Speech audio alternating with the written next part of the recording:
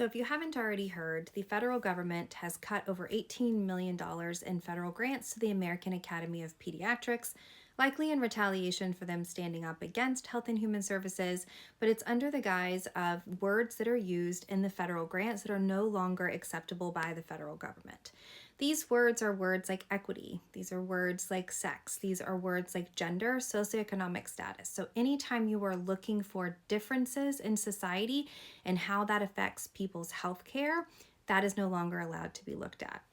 So I want to tell you a little bit about what the American Academy of Pediatrics actually does and what they were doing with this money and why this can be pretty devastating to take this stance with any federal grant money. So the American Academy of Pediatrics was a branch off of the American Medical Association in the 1930s when a group of pediatricians didn't feel like the voice of children's health care was at the forefront of the AMA.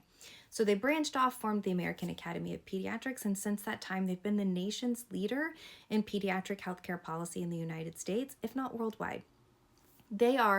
Most pediatricians, about 67,000 of us, are members of the American Academy of Pediatrics, but we all benefit from it. And so what they do is, in general, they are a group who puts together policy statements to advocate for children's health care. So when you go to your doctor and they screen your children for lead and hemoglobin, a lot of those policy statements are made by the American Academy of Pediatrics, where they form a group of specialists and experts in the field. They review all of the medical science. Sometimes they have their own research going on.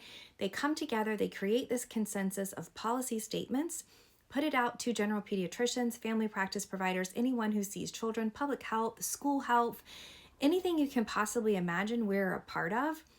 And we help reflect what's going on in pediatric healthcare. This can be from the Back to Sleep campaign that has significantly reduced sudden infant death, children's vaccination schedules, I said student health, public health and things in general, all of our screening protocols.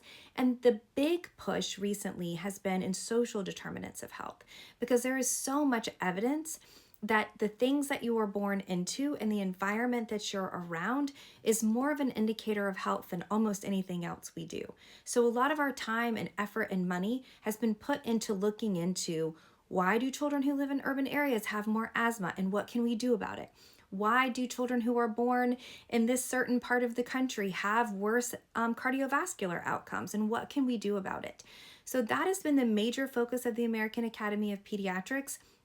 We put out so many policy statements, so many research projects, and we communicate with the federal government, state governments, schools, public health, and general practitioners all over the country.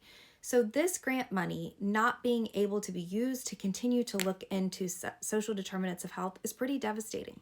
It's not unexpected, and they knew what they were going up against when they sued Health and Human Services, and they knew what they were going up against when they stood up against the current ACIP meeting. So again, none of us are surprised. We're saddened.